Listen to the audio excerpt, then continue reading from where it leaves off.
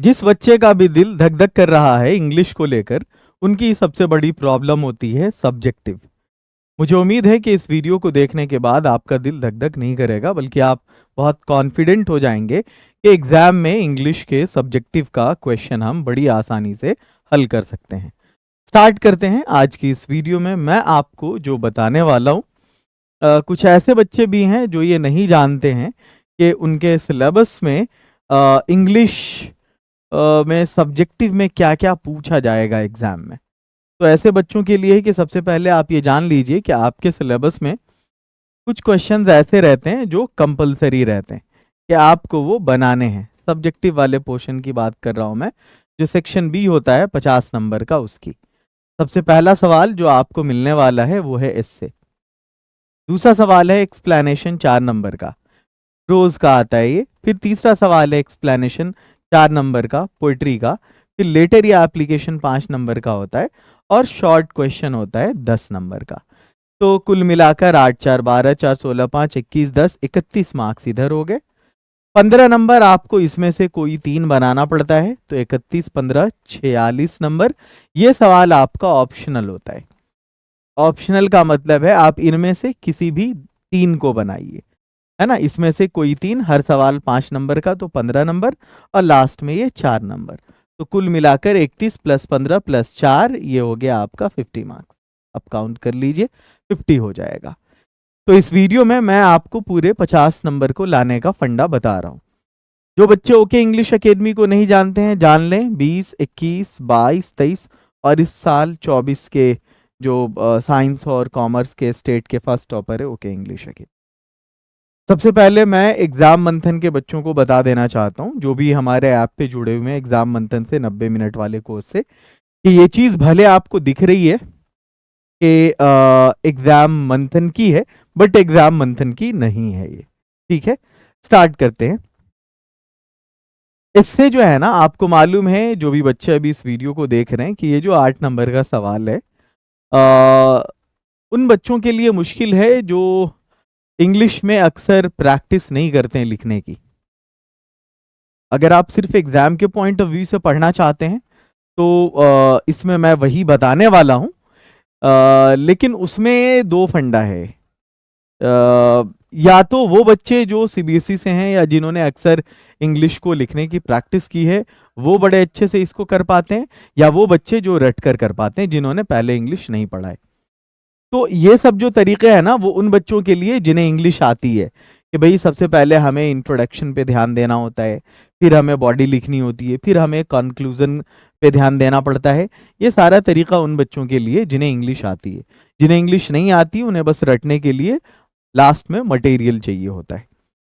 तो चलिए हम वही आपको देने वाले हैं। पूरे बिहार में आपने कई जगह पर इससे का ये फंडा देखा होगा, कि मैंने जो ये 3 फंडा आपको बताया है कि इंट्रो होता है, उसके बाद बॉडी होती है, इसके बाद कंक्लूजन होता है ना। तो मैं आपको अभी इंट्रो बताने वाला हूँ, मैं आपको अभी कंक्लूजन बताने वाला हूँ, है ना। बॉडी है, मैं अभी इस पे बात नहीं करूंगा, क्योंकि इस पे और इस पे ही मैं आपको लगभग 7 7 14 लाइन अभी मैं सिखा देता हूँ, या 8 8 16 लाइन लगभग सिखा देता हूँ। बीच में आप जो करना होगा आप कर लेंगे। तो अभी मैं आपको बताने वाला हूँ कि एग्जाम में 4 तरह के क्वेश्चन इससे में आते हैं, जो ठीक आपके सामने है। सबसे पहले ये जो 8 नंबर का एस्से का सवाल है, इसमें पहला क्वेश्चन आता है सोशल प्रॉब्लम। अब सोशल प्रॉब्लम ये इतने सारे टॉपिक्स हैं, डोरी सिस्टम भी होता है, करप्शन भी है, अनएम्प्लॉयमेंट भी है, पॉवर्टी भी है, पॉल्यूशन भी है, टेररिज्म भी है, चाइल्ड लेबर भी है, साइबर क्राइम भी है। आपने यूट्यूब पर कई जगह पर इसको पढ़ा होगा। ये सेम चीज मैं देख रहा हूँ रिवॉल्व हो रहा है, चल रहा है। ये एग्जाम मंथन का कंटेंट है जो कि इंग्लिश एकेडमी ने अपने ऐप पर डिलीवर किया है। तो अगर आप लोगों ने इधर उधर देखा है तो आप समझ जाइए कि उनके पास भी एग्जाम मंथन का सब्सक्रिप्शन है। तो ये जो चीजें हैं, मैंने ये कहा था कि देखो बेटा, इनमें से किसी भी टॉपिक पर एग्जाम में क्वेश्चन आ जाए, चाहे डोरी सिस्टम हो, करप्शन हो, अनएम्प्लॉयमेंट हो, पॉवर्टी हो, पॉल्यूशन हो, टेररिज्म हो, साइबर क्राइम हो, या चाइल्ड लेबर हो, इनमें से किसी भी टॉपिक पर आ जाए। मैंने एक ऐसा फंडा, शब्दों का ऐसा मायाजाल मैंने सेट किया है कि आप किसी भी टॉपिक के लिए देख लो, ये सारी शुरुआत, ये जो कुछ भी लिखा हुआ है वो उन सारे टॉपिक के लिए एकदम सटीक शुरुआत है। तो आप में से जो भी बच्चे हैं इसका स्क्रीनशॉट ले लो। एग्जाम में इनमें से कोई भी टॉपिक आएगा यही लिख देना। बस अगर आपको टॉपिक आता है कि भाई डोरी सिस्टम पे लिखो तो यहां पर डोरी सिस्टम लिख देना। अगर आ रहा है चाइल्ड लेबर पे लिखो तो यहां पर चाइल्ड लेबर लिख देना। अगर अनएम्प्लॉयमेंट आ रहा है तो यहां पर अनएम्प्लॉयमेंट लिख देना। और अगर इसके एंडिंग की बात करो, कंक्लूजन की बात करो, तो मैंने कंक्लूजन यहां पर लिख दिया है। अब इसमें क्या करना है, इसमें भी टॉपिक का नाम लिख देना। अगर अनएम्प्लॉयमेंट है तो अनएम्प्लॉयमेंट लिख दो, ठीक है। अगर चाइल्ड लेबर है तो चाइल्ड लेबर लिख दो, करप्शन है तो करप्शन लिख दो। इनमें से जौन सा भी टॉपिक आपको दिया गया है स्टार्टिंग में आप उसको लिख दो, एंडिंग में आप उसको लिख दो, जो एक खाली जगह है। बाकी जो मैंने बताया है स्क्रीनशॉट ले लो। इस पर एक डिटेल में मेरी वीडियो है जो वायरल हो रही है, खूब बच्चे उसको देख रहे हैं। लगभग 1.5 लाख प्लस व्यूज हैं पिछले 1 आध महीने में, तो काफी अच्छा रिस्पॉन्स है उस पर। उसको देखने के बाद ही फिर सबने उस तरह की वीडियोस को कॉपी किया और आगे फॉरवर्ड किया। तो मैंने अभी कहानी का एक ही पहलू दिखाया है, एक ही पहलू बताया है आपको। ये तो वो कंटेंट है जो मैंने अभी सिर्फ सोशल प्रॉब्लम का बताया है। ये बहुत वास्ट टॉपिक है, कौन से टॉपिक पर आपको इससे पूछेगा ये जरूरी नहीं है, हर कोई तुक्का ही मारता है। मैंने भी आपको बताया कि ये पूछा जाता है तो पूछा जाएगा, जरूरी नहीं कि वो पूछा जाए। हाँ, but her bar social problem पे एक क्वेश्चन आता है, तो इसमें से कोई भी क्वेश्चन आ जाए, कोई भी टॉपिक आ जाएगा, आपकी सोशल प्रॉब्लम वाली प्रॉब्लम सॉल्व हो जाएगी। बट अब $1 मिलियन क्वेश्चन ये है कि फेवरेट ऑब्जेक्ट पे आएगा तब हम क्या लिखेंगे, फेवरेट पर्सन पे आएगा तब हम क्या लिखेंगे। जैसे फेवरेट पोइट के बारे में या आइडियल पर्सनालिटी के बारे में, ये फेवरेट ऑब्जेक्ट जैसे फेवरेट बुक के बारे में, है ना। साइंस एंड टेक्नोलॉजी, मोबाइल के बारे में, है ना, इंटरनेट के बारे में, कंप्यूटर के बारे में, साइंस बून और बेन, साइंस गिफ्ट और कर्स, इसके बारे में, ठीक है। मोबाइल एंड स्टूडेंट, इसके बारे में कोई भी टॉपिक जो साइंस एंड टेक्नोलॉजी से रिलेट करता हो। सेट 1 तो आपने कर लिया, सेट 2, सेट 3, सेट 4 ये प्रॉब्लम है। इसका सोल्यूशन आपको कहां मिल जाएगा, तो जितने भी बच्चे हैं, मैंने एग्जाम मंथन की फीस 299 से हटा के मकर संक्रांति के मौके पर जो 199 किया है, तो फिर हमने इसको बढ़ाया नहीं है, क्योंकि मैं चाह रहा था सारे बच्चे इसको एक्सेस करें, जाके खरीदें, इससे जुड़ें। आपकी इसमें 2 सब्जेक्ट की प्रॉब्लम सॉल्व हो जाएगी। देखो, मैं यूट्यूब पर अगर तुम्हें बता भी दूं, है ना, तो पीडीएफ कहां से मिलेगा, उसके लिए तो ऐप ही है ना। अगर मैं ये बता भी देता हूं तो उसके बाद टेस्ट कहां पे दोगे, उसके लिए तो वही है ना। तो इसलिए मैं बोलता हूं कि यहां पर जाओ, एक ही नहीं 2-2 सब्जेक्ट है। हिंदी भी आपका 90 मिनट में सॉल्व हो जाएगा, उर्दू अगर आपने रखा है तो उर्दू भी आपका 90 मिनट में सॉल्व हो जाएगा। कोई प्रॉब्लम हो इस नंबर पर कॉल व्हाट्सएप करो। और बिहार के जो भी बच्चे ओके इंग्लिश एकेडमी को जानते हैं, एग्जाम मंथन अगर उन्होंने ज्वाइन किया है, तो ये हमारा इंग्लिश स्पीकिंग का कोर्स है 499 का। बिहार के एक एक बच्चे को ये कोर्स मिलने वाला है 249 में, जो एग्जाम मंथन से जुड़ेगा, और उसको इंग्लिश स्पीकिंग की 10 किताब मैं फ्री में दूंगा। आप अपने जूनियर्स को भी टॉपर्स 12th कोर्स 2026 के बारे में बता दें, स्टार्ट हो गया है। मैं इस वीडियो में आपकी पूरी प्रॉब्लम सब्जेक्टिव की सॉल्व करने वाला हूं। एप्लीकेशन की बात करते हैं। देखो, इसमें 2 चीज होती है, मैं सीधा एप्लीकेशन दिखा ही देता हूं। पहली चीज क्या है मालूम है, गौर से मैं जहां पे पॉइंट आउट कर रहा हूं उसको देखना। यहां से लेकर यहां तक और यहां से लेकर यहां तक, ये और ये आपका आधा नंबर है, और ये आपका आधा नंबर है। यानी अगर 5 नंबर का एप्लीकेशन है तो 2.5 नंबर का ये है, 2.5 नंबर का ये है। क्या कहा मैंने, अगर 5 नंबर, सबसे पहली बात तो लेटर लिखना ही मत। उसका सबसे बड़ा रीजन ये है कि लेटर में बॉडी बहुत लंबी लिखनी पड़ती है, तो आपको लेटर को प्रेफर नहीं करना, आपको एप्लीकेशन लिखना है। और मैंने बोला एप्लीकेशन में कि जो भी स्टूडेंट्स हैं हाफ हाफ कर लेंगे, मतलब कि ये जो बॉडी दे, मतलब ये जो बॉडी है, इसके अलावा अब चाहे हम ये यहाँ पे क्या होता है, यहाँ पर होता है कि जैसे मान लिया कि हम जिसको लिखते हैं, है ना, उसका डेजिग्नेशन और एड्रेस लिखना होता है, ठीक है। तो यहां पर जो रेसिपिएंट है उसका एड्रेस होगा, उसका डेजिग्नेशन होगा, आप जिसको लिख रहे हैं, है ना, जो कंसर्न पर्सन है आपका उसका। तो सपोज आप प्रिंसिपल को लिख रहे हैं, यहीं पर आप हेल्थ सेक्रेटरी को लिख सकते हैं, यहीं पर आप अपने रूरल डेवलपमेंट ऑफिसर को लिख सकते हैं, आप स्टेट के चीफ मिनिस्टर को लिख सकते हैं। तो यहां पर है आप जिसको भी लिख रहे हैं उसको लिखेंगे, उसका यहाँ पे डेजिग्नेशन देंगे कि टू द फलाना, उसके बाद उसका कोई एड्रेस होगा वो देंगे। ये अलग अलग कलर में यहाँ पर इसको मैंने कर दिया है। जैसे यहाँ पर जो आपका कंसर्न पर्सन है उसका एड्रेस डेजिग्नेशन, अगर ये आपका ये क्या बोलते हैं ब्राउन कलर में है, तो फिर यहाँ पर पर्पल कलर में मैंने डेट को दिया है। तो ये जो है ना, ये आपके रेसिपिएंट का एड्रेस हो गया, ठीक है, और साथ में उनका डेजिग्नेशन। ये वाला जो देख रहे हैं आप, ये उसका डेट हो गया, जिस डेट को आप लिख रहे हैं, ये आपका सब्जेक्ट हो गया। और उसके बाद जो आप सैल्यूटेशन लिखते हैं, है ना, ऑनरेबल या रिस्पेक्टेबल, जो भी आपको लिखना है। तो 1 स्टेप, 2 स्टेप, 3 स्टेप, 4 स्टेप, ये जो 5वां स्टेप है ना, ये आपकी बॉडी है जिसका आधा नंबर आपको मिलना है। और ये आपका कॉम्प्लीमेंट्री क्लोज कहलाता है। क्या कहलाता है? Complimentary close. ये आपका सिग्नेचर है ना, और उसके बाद आपका एड्रेस है।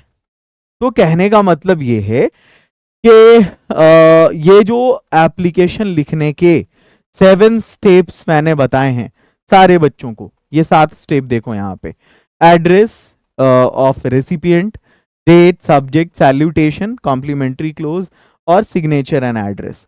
तो आप ऊपर का ये 4, नीचे का ये जो 2 है, 4 2 6, आप इस 6 को लिखेंगे, आपको 2.5 नंबर मिल जाएगा। और वो जो बॉडी है आधा, मतलब 50% मार्क्स उसके लिए है, तो 2.5 नंबर उस एक स्टेप पे आपको मिलेगा, क्योंकि आपको जो भी बात कहनी होती है ये बॉडी में कहनी होती है। एक चीज का ख्याल रखेंगे, बहुत सारे बच्चे लेफ्ट राइट कर रहे होते हैं कि भाई ये जो यहाँ पर हमने योर फेथफुल्ली लिखा है इसको हम इधर लिख देते हैं कॉम्प्लीमेंट्री क्लोज को। तो देखो वो सब आउटडेटेड तरीका है, ऑब्सोलीट है, वो उसको अब यूज में नहीं लाते हैं, वैसा अब नहीं लिखते। इंटरनेशनल फॉर्मेट यही है, अंतरराष्ट्रीय फॉर्मेट यही है कि भाई लेफ्ट साइड में इन चीजों को लिखो, एक एक लाइन का गैप रखो उसमें। हाँ, यहाँ पर गैप नहीं होता है आमतौर पे, ठीक है, इसमें गैप नहीं होता है, तो इसका ख्याल रखना है। वो मैंने यहाँ पे लिख दिया है कि एक लाइन का गैप होना चाहिए हर स्टेप के बीच में, ठीक है, और सारा स्टेप बाएं तरफ से लिखना चाहिए। सैल्यूटेशन और बॉडी के बीच में गैप नहीं रखना है यहाँ पे। अब चलो हम आगे बढ़ते हैं, अब हम समरी की तरफ आते हैं। आई होप कि आप समझ गए होंगे। एक एप्लीकेशन ऑलरेडी मैंने लिख के भी बता दिया है, लीव का जो एप्लीकेशन है आपका यहाँ पे। अब हम आगे बढ़ते हैं समरी का। आपको मालूम है मैंने मशवरा दिया था कि देखो ये जो ऑप्शनल वाला क्वेश्चन है ना, इससे पहले भी मैं कई बार ये बात कहता रहा हूं, अगेन फिर से बता दे रहा हूं मैं। यहाँ पर ऑप्शनल में टोटल 6 टॉपिक्स हैं। कितने टॉपिक्स हैं? 6 टॉपिक्स हैं। इसमें से कोई 3 बनाना पड़ता है। तो देखो कितने भी इंटेलिजेंट बच्चे हो, मैं कभी मशवरा नहीं देता ट्रांसलेशन बनाओ, थोड़ी सी भी गलती होगी तुम्हारा गलत हो जाएगा पूरा। कितने भी तेज बच्चे हो, मैं लॉन्ग क्वेश्चन बनाने का मशवरा नहीं देता। रीजन ये है कि यहाँ शॉर्ट क्वेश्चन में बच्चों को बिहार की दिक्कत होती है, लॉन्ग क्वेश्चन कहाँ उसमें ट्रैप होने जाओगे। बढ़िया है, कितने भी तेज बच्चे हो, मैच करने वाला जो है ना, ये और ये ABCD वाला सवाल है बच्चों वाला, ये तो अगर नर्सरी के बच्चों को बोल दो तो ये 10 नंबर वो भी ले आएंगे। तो कोई तुमने बड़ा कमाल कर दिया तो रम खानो, ऐसी बात नहीं। तो ये 10 नंबर है, ये वाला काम करना है, ठीक है।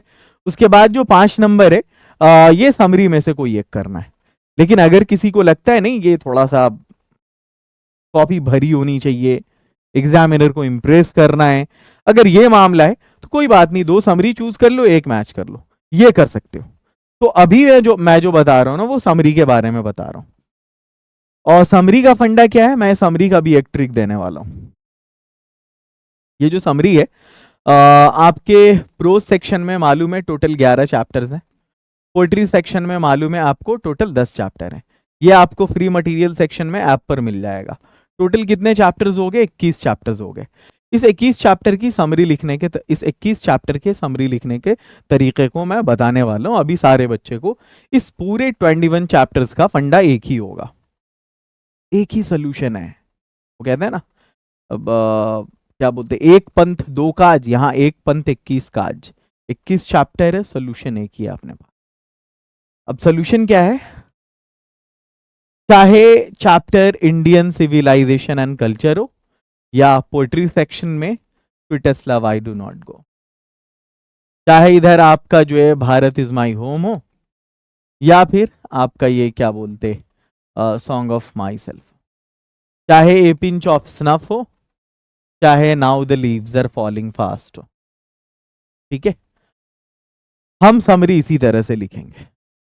ठीक, हालांकि ये और बात है कि जैसे मान लिया कि अगर शॉर्ट स्टोरी है तो हम क्या बोलेंगे, रिटन बाई, या फिर इससे है तो रिटन बाई। ठीक है, जर्नी रिकॉर्ड है तो रिटन बाई, पोइट्री है कंपोज्ड बाई, हम ये सब करते हैं, वो सब अपनी जगह। स्पीच है तो उसको डिलीवर किया जाएगा, ठीक है ना। लेकिन कहने का मतलब है कि मैं यहां पर उस वर्ड को ही स्किप कर दे रहा हूं, वो लफड़ा ही नहीं होगा, सीधा सीधी बोलना है dot dot is a dot dot dot by dot dot dot. इस पहली खाली जगह में चैप्टर का नाम दे दो, ए पिंच ऑफ स्नफ इज क्या है, एक स्टोरी है तो एन हटाओ, टाइप बताओ, यहां पे स्टोरी है। बाई, राइटर का नाम बताओ, मनोहर मालगांवकर। शी तो नहीं होगा, ही वॉज अ, क्या थे वो, वर्क बता दो उनका। काम मैंने लिख दिया, आगे इंफॉर्मेशन बॉक्स, हाँ ये जो हेल्प बॉक्स है ना, ये सबका आपको मिल जाएगा, जो भी इंपॉर्टेंट चैप्टर्स है। शुरू का जो 4 प्रोज है और 4 पोइट्री है, सबको आता है लगभग ये 4 प्रोज 4 पोइट्री। शुरू का पढ़ लो, एक ना एक समरी उसमें से रहेगा ही, लगभग हर साल यही रहता है। शुरू का 4 प्रोज, शुरू का 4 पोइट्री पढ़ लेना, उसी में से तुम्हारा काम हो जाएगा। अरे एटलीस्ट 3 ऑप्शन रहता है ना, शुरू के 4 में कोई एक ना एक रहेगा ही, चाहे आर्ट्स वाले हो या साइंस वाले हो। तो मैंने सबका हेल्प बॉक्स दे रखा है एग्जाम मंथन वाले में, आपको वहां पे हेल्प बॉक्स हर एक शुरू के 4 प्रोज का, शुरू के 4 पोइट्री का मिल जाएगा वहां पे। ही वॉज, अब इनके बारे में क्या है, he was a great novelist and a short story writer. He was a great novelist and a short story writer. ठीक है, ऑफ कंट्री इनका पता है तुम लोगों को, इंडिया है। इन द प्रेजेंट, फिर से हम टाइप बताएंगे, short story, present short story में ही या शी हैज। तो अब आगे देख लेते हैं थीम क्या है। Presented a comic story full of wit and adventure. He has presented a comic story full of wit and adventure.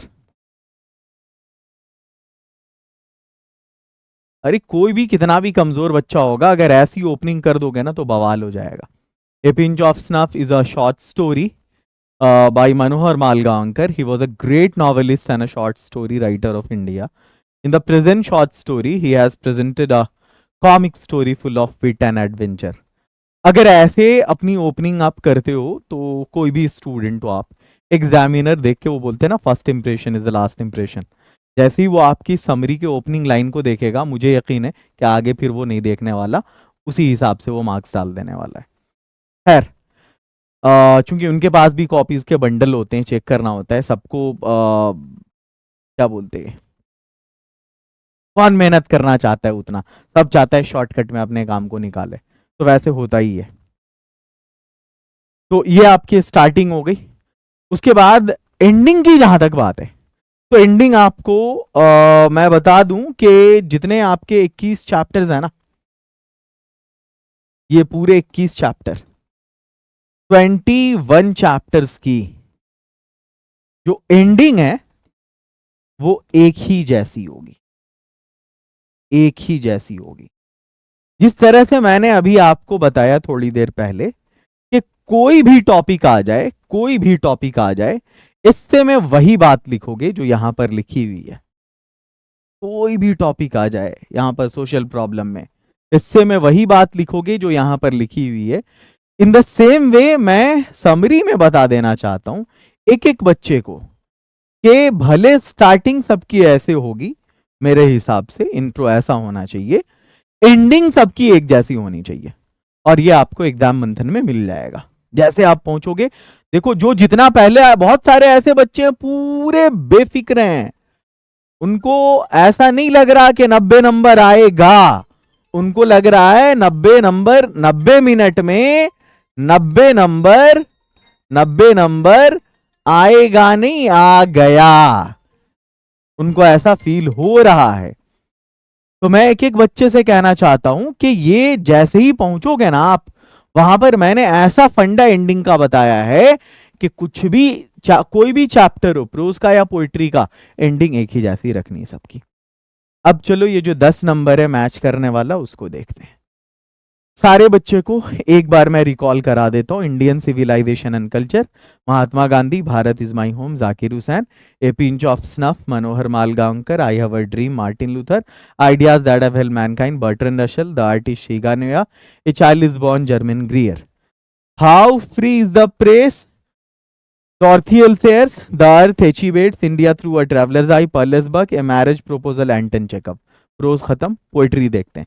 Sweetest Love, I Do Not Go, John Donne, Song of Myself, Walt Whitman, Now the Leaves Are Falling Fast, W.H. Auden, और Ode to Autumn, John Keats, An Epitaph, Walter de la Mare, The Soldier, Rupert Brooke, Macavity, The Mystery Cat, T.S. Eliot, Fire Him, K.K.N. Daruwalla, वो snake, D.H. Lawrence और my grand mother's house, Kamala Das.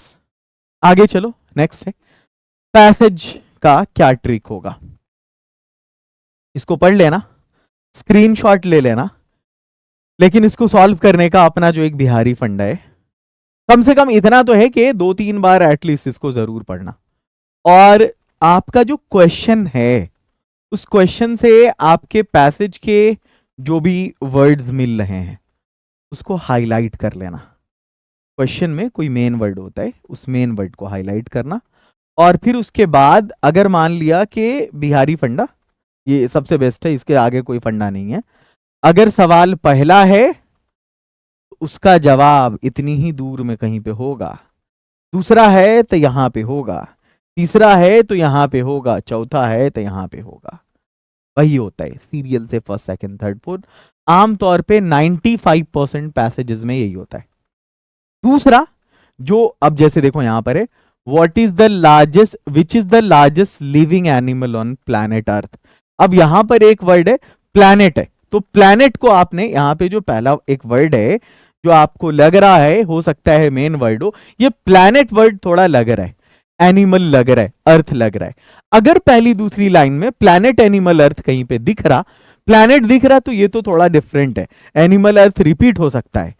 The blue whale is the largest surviving animal to have ever lived on the planet Earth। अब planet भी मिल रहा, अर्थ भी मिल रहा, बोलो पहली line में आंसर है, तो विच इज, तो the blue whale is, हो गया मामला, बन गया, सेट। कभी कभी ऐसा होता है, इसका आंसर मैंने यहां पे दे दिया, एक बार देख लेना। कभी कभी ऐसा होता है कि आपको डिट्टो आंसर नहीं मिलता, सेम टू सेम नहीं, ऐसा नहीं कि अगर वो वर्ड मिल रहा है तो हम सेम लाइन अगर वहां पे लिख देंगे तो हमारा आंसर हो जाएगा, बेटा ऐसा नहीं होता। एक्चुअली उसको मोल्ड करना पड़ता है आपको, आपका जो आंसर है, अब कोई अगर तुमसे पूछेगा तुम्हारा नाम क्या है, तो तुम कहोगे तुम्हारा नाम रवि है, तुम्हारा नाम राशिद है, नहीं, तुम क्या बोलते हो, मेरा नाम राशिद है।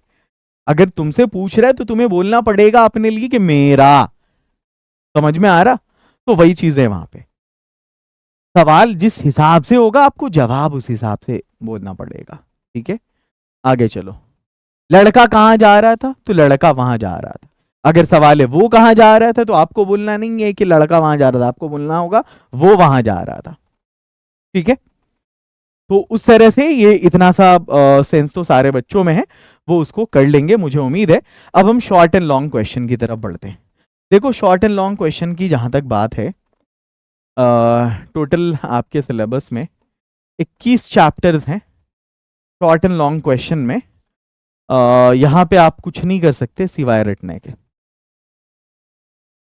इसके कुछ फंडे हैं बट वो इतने कम टाइम में उस पर आप उसको आप फॉलो करके भी कोई सोल्यूशन उसका आप नहीं कर सकते, क्योंकि वो चीज़ें लॉन्ग टर्म प्रोसेस होती हैं। अंग्रेजी बोलना आप आजकल देख रहे होगे, खूब ऐड सब चलता है 90 minutes workshop, 2 hours workshop, 3 days workshop. ये कंटिन्यूअस प्रोसेस है। कम से कम मुझे नहीं लगता 4-5 महीने, 4 महीने से पहले कोई उसमें कंटिन्यूअसली अगर वो लगा रहेगा तो सीख पाएगा। ये बहुत सारे लोग 90 मिनट में भी अंग्रेजी सिखा देते, 3 घंटे के वर्कशॉप में अंग्रेजी सिखा देते। ये सब फंडा होता है, लुभावनी बातें होती हैं, ऐड के लिए होता है, क्लिक बेट होता है, और कुछ नहीं होता वो। जहां तक इसका मामला है, ऐसा कुछ नहीं है कि आपको मैं बता दूं ये तरीके हैं आंसर लिखने के, और आप आंसर लिखने के तरीके मैं बता सकता हूं, बट वो काम किनको करेगा, वो किनके लिए? वो उनके लिए जो बच्चे सीबीएसई बैकग्राउंड से हैं, जो आंसर मेकिंग खुद से कर सकते हैं। तो आंसर कैसे ओपन करना चाहिए, एंड कैसे करना चाहिए, है ना, पॉइंट्स को हाईलाइट करना चाहिए या नहीं, तो ये सारी चीजें जो है ना, वो ये वर्कशॉप में हो सकता है, ये 2 मिनट वाली बात में हो सकती है। मैं कोई भी फंडा दुनिया का, हालांकि ट्रिक पे मैं बहुत ज्यादा ही काम करता हूँ, बच्चों के लिए बहुत ज्यादा आसान बनाने की कोशिश करता हूँ, बट इट वॉन्ट वर्क, ये काम नहीं करेगा। साफ बात, तुम्हें बुरी लगती है, पर हकीकत यही है कि मैं अगर कोई भी तरीके short and long question answer के बता दूं, दैट वॉन्ट वर्क, वो काम ही नहीं करेगा। बस ये है कि रट जाओ जो सवाल मिले। तो मैंने इसके लिए कुछ क्वेश्चंस दे रखे हैं, और अगर आसानी से करना है तो एक काम करो, पिछले 4 साल में जो भी क्वेश्चंस, 5 साल में जो भी क्वेश्चंस पूछे गए, 2021, 22, 23, 24 और 25, इसके जो क्वेश्चन बैंक के सवाल हैं और इसके जो मॉडल पेपर के सवाल हैं, कर लो, काम कर जाएगा ये। आर्ट्स और साइंस दोनों का क्वेश्चन बैंक होता है, तो आर्ट्स वाले अपना पढ़ लेना, साइंस वाले अपना पढ़ लेना, जो उससे भी आगे जाना चाहते हो वो दोनों का पढ़ लेना, क्योंकि सिलेबस तो सेम है, नंबर ऑफ क्वेश्चंस तो हमें मिल जाएंगे। और अगर चाहते हो कि नहीं बिल्कुल कॉम्पैक्ट चाहिए, हमें थोड़ा सा चाहिए, तो एग्जाम मंथन में मैंने कुछ क्वेश्चन दिया है, और वहां पर मैंने लिखने का कुछ तरीका भी बता दिया है। अब चलो, अब हम एक्सप्लेनेशन की तरफ आते हैं। ये जो 8 नंबर का होता है, जो 4 नंबर का प्रोज का होता और 4 नंबर का पोएट्री का होता, मुझे लगता है कि इस वाले क्वेश्चन के लिए ये है वो टॉपिक जिसके लिए पूरे बिहार के स्टूडेंट सबसे ज्यादा परेशान रहते हैं, और अपने पास है उसका सबसे जबरदस्त सोल्यूशन। सोल्यूशन क्या है? आपके पास जो भी आता है, कोई भी लाइन आ जाए, अब पूरी बुक से, प्रोज से, या पूरी बुक से पोएट्री से, कहीं से भी कोई एक लाइन आ जाती है, ठीक है, कहीं से भी कोई एक लाइन आ जाती है, और आपसे कहा जाता है कि इसको एक्सप्लेन करो, तो यहाँ पर ऑप्शन के तौर पे 4 ऑप्शंस रहते, ए बी सी डी, इसमें से कोई एक बनाना होता है। ए बी सी डी, इसमें से कोई एक बनाना होता है। मैं एकदम बेलाग लपट, फ्रैंक, निष्कपट बात करता हूं। मैं तुमसे ये कह रहा हूं, अगर तुम इन 4 में से किसी एक को भी आइडेंटिफाई नहीं कर पाए कि ये कौन से चैप्टर का है, इसका राइटर कौन है, या ये कौन सी पोम का है, इसका पोएट कौन है, तो तुम इसको भी नहीं बना पाओगे। बेलाग लपट बात, कोई लल्लो चप्पो नहीं करते हम, पैम्पर नहीं करते बच्चों को, ठीक है। ये आना चाहिए बेटा, वरना फिर पढ़ाई लिखाई कर काहे रहे हो। ये आना चाहिए, ये आना चाहिए, ये आना चाहिए, मतलब इसमें से किसी भी एक लाइन का आना चाहिए कि ये कौन से चैप्टर से है, इसका राइटर कौन है। चैप्टर कौन से, ये अगर समझ गए तो राइटर समझ ही जाओगे। तो सपोज कोई एक लाइन आई, तुमने डिकोड कर लिया उसको कि ये इंडियन सिविलाइजेशन एंड कल्चर से है, तो देखो द गिवन लाइन है, मैंने इजी वर्ड इसलिए यूज किया है शुरू में कि भाई चलो कम से कम ओपन करने में ही आसान हो जाए। The given line here has been taken from the dot dot section. अगर प्रोज से है तो आप यहां पर प्रोज वर्ड यूज करेंगे, अगर पोएट्री है तो आप यहां पर पोएट्री वर्ड यूज करेंगे। मैंने देखा बहुत सारे लड़कों ने इसको भी पढ़ा रखा है बिल्कुल सेम टू सेम इसी अंदाज में, एक दो वर्ड हेर फेर कर देते हैं। अब एक बच्चा कमेंट सेक्शन में बकलोली कर रहा था। सबसे पहले बेटा तो देख के बात किया करो कि किस टीचर का एक्सपीरियंस क्या है। अब ये कल के बच्चे सब अगर पढ़ा रहे हैं, मेरा 16 ईयर्स का टीचिंग एक्सपीरियंस है। बहुत सारे ने तब से पढ़ाना शुरू किया होगा जब से मैं सिर्फ ऑनलाइन में हूँ, 2018 से। इट्स बीन 6 to 7 years, मेरा ऑनलाइन में 7 साल का सफर है। ऑनलाइन में यूट्यूब पे जब से पढ़ा रहा हूँ मैं। भले मैंने कोर्स वोर्स बेचना, ऐप वैप ये सब जो है 2021-22 से किया, बट मैं ऑनलाइन में 2018 से शौकिया यूं ही पढ़ाया करता था।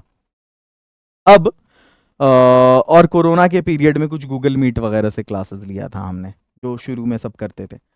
बट अगर सिर्फ तुम बात करोगे तुम्हारे इस 12th के सिलेबस की, 16 ईयर्स हो गए मुझे। 9 से पढ़ाना शुरू किया था मैंने, 16-9-25 साल, 16-9-25, 2025। तो 16 ईयर्स हो गए मुझे इस फील्ड में। 2009 से 12th की इंग्लिश पढ़ा रहा हूँ मैं, हालांकि तब से पहले भी 8 में जब प्रिज्म था, स्पेक्ट्रम था, टेम्पेस्ट था, मिडसमर नाइट्स ड्रीम था, ये 200 मार्क्स की जब इंग्लिश चलती थी, तब हम लोगों ने 200 मार्क्स की इंग्लिश खुद पढ़ा, उसका एग्जाम दिया था और पढ़ाया भी था।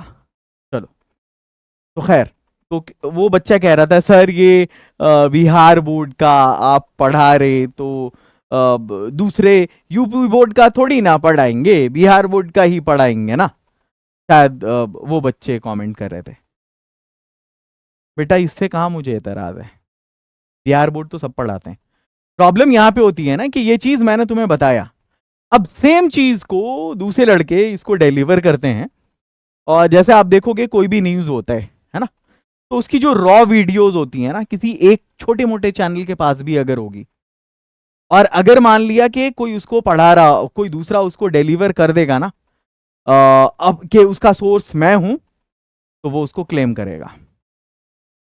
लेकिन और अगर मान लिया कोई बड़ा चैनल है, कोई छोटा चैनल है, अगर सोर्स उसका है और वो उसको क्रेडिट नहीं दे रहा है, तो फिर वो जरूर उसको कोसता है या स्ट्राइक देता है। यहां पर स्ट्राइक का मामला है कि मेरे वीडियो का पार्ट यूज नहीं होता है, मेरा कंटेंट यूज होता है। तो कंटेंट की चोरी को इंग्लिश में प्लेजरिज्म कहते हैं। क्या कहते हैं?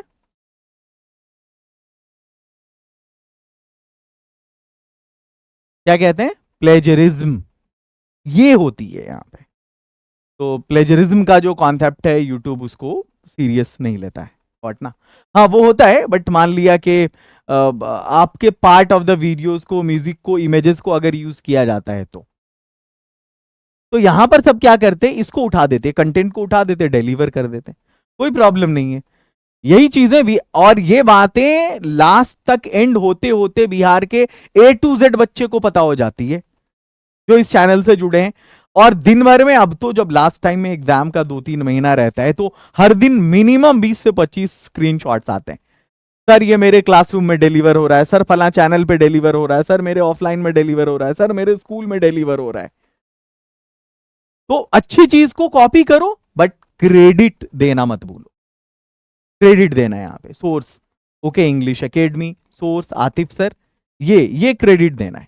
चलो, तो मैं ये कह रहा था कि ये जो है ना फंडा शुरू के ये स्टार्टिंग का, अगर इसको तुम लोगों ने फॉलो कर लिया तो एकदम बवाल है ये, कि किस चैप्टर में कोई भी क्वेश्चन आ जाए, किस चैप्टर से, हमारा आंसर एक ही होगा। हम उल्लू बना रहे हैं यहाँ पे एग्जामिनर को, वो क्या बोलते हैं उसको, अपने शब्दों के माया जाल से। ठीक है, द गिवन लाइन हेयर, इसको एलोक्वेंसी बोलते हैं, एलोक्वेंसी, ELOQUENCY। ठीक है, जिसको हिंदी में तुम लोगों ने बातचीत वाले चैप्टर में पढ़ा होगा, वाक्पटुता, बस ये वही है। The given line here has been taken from the prose या poetry section of our prescribed textbook Rainbow. It is from ... from के बाद यहां पर चैप्टर का नाम लिख दोगे, from Indian civilization and culture, written by Mahatma Gandhi. In this extract, अब ये कॉमन सेंस है कि अगर यहां पे अगर भारत इज माई होम होगा, तो फिर रिटन बाय नहीं, डिलीवर्ड बाय जाकिर हुसैन हो जाएगा। तो ये अपने सेंस की बात है तुम्हारे, ठीक है। इन दिस एक्सट्रैक्ट, मतलब इस उद्धरण में, इस टुकड़े में, एक्सट्रैक्ट को वैसे प्योर हिंदी में अगर बात करो तो उद्धरण कहते हैं। क्या कहते हैं? उद्धरण। कॉमन वर्ड में बात करो तो टुकड़े। इस टुकड़े में राइटर या पोएट जो भी हैं, इस सेइंग वो ये कह रहे हैं कि, क्या कह रहे हैं वो यहां पे लिख दो। स्टार्टिंग अगर तुम्हारी ऐसी होगी ना, और अगर नहीं समझ में आ रहा, तो घुमा फिरा के उसी को जो दिया गया बॉडी लिखते रहो उसकी। और लास्ट में एंड में मैं एक ऐसा फंडा, चूंकि अगर मैं यहां पे डिलीवर कर दूं तो एग्जाम मंथन वाले फिर कोसने लगेंगे कि सर हमने पैसा किस लिए दिया था फिर। ठीक है, इसलिए आप, और वैसे भी आपको पीडीएफ में उसको देखना भी होगा, क्योंकि बार बार वीडियो पे जाके बच्चे देखते तो परेशानी हो जाती है उनको। और हमने भी आपके लिए किया है एग्जाम मंथन को। यार इसको अब तक 65,000 प्लस बच्चे जुड़ चुके हैं इस कोर्स से। इसमें कुछ है। मेरे लिए यूट्यूब सेकेंडरी चीज है, प्रायोरिटी मेरी ऐप पे होती है, कंटेंट हम वहां पे डिलीवर करते हैं। क्योंकि सिर्फ वीडियो देखने से कुछ नहीं होता, आपके पास पीडीएफ होना चाहिए, आपके पास स्टडी मटेरियल होना चाहिए। तो यहां देखो, ये जो 90 मिनट की इंग्लिश है, और वैसे भी मैं उनको जवाबदेह हूं उन बच्चों के प्रति जिन्होंने कोर्स लिया है। तो भाई वो क्वेश्चन करने लगेंगे कि आपने जब वहां डिलीवर करना ही था तो हमने कोर्स क्यों लिया। That's why. और कोई बहुत ज्यादा फीस नहीं है यार, ऐसा नहीं कि 1999 है, 199 है। तुम्हारे एक महीने के रिचार्ज से भी 100 रुपये कम की फीस है, और इसमें भी 2-2 सब्जेक्ट। यहां देखो 90, यहां चोरी करने के लिए बच्चे इससे ज्यादा खर्च करते हैं। 90 मिनट में हिंदी और 90 मिनट में हिंदी, 90 मिनट में इंग्लिश, 90 मिनट में हिंदी, 90 मिनट में उर्दू की प्रिपरेशन हो जाएगी। अभी के अभी जाओ, कोई प्रॉब्लम हो पेमेंट करने में तो इस नंबर पे कॉल व्हाट्सएप करो। अगर डायरेक्ट ऐप पे पे नहीं कर सकते तो यूपीआई के थ्रू भी ज्वाइन कर सकते हो आप। कोई भी स्टूडेंट जो इस बैच से जुड़ेगा उसको इंग्लिश स्पीकिंग एग्जाम बाद हम 499 में नहीं, 50% डिस्काउंट पे 249 में कराएंगे, और एडमिशन हो रहा है अभी 249 में। साथ में 10 स्पीकिंग की किताब भी फ्री देंगे। आपसे एक रिक्वेस्ट है कि भले आपको ये चैनल बाद में पता चला, बट आपके जूनियर्स का कल्याण हो जाए, भलाई हो जाए। अच्छी चीज जो शेयर करे उसका भी पुण्य होता है ना। वीडियो मैं यहीं पर एंड करता हूं। अच्छी लगी तो लाइक और शेयर करना, और अपनी राय आप लोग कमेंट सेक्शन में जरूर देना। बाकी मैं आपका इंतजार कर रहा हूं। एग्जाम मंथन में 90 मिनट तैयारी के लिए काफी है। जो जितना पहले आएगा उतना ज्यादा सीखेगा। All the best.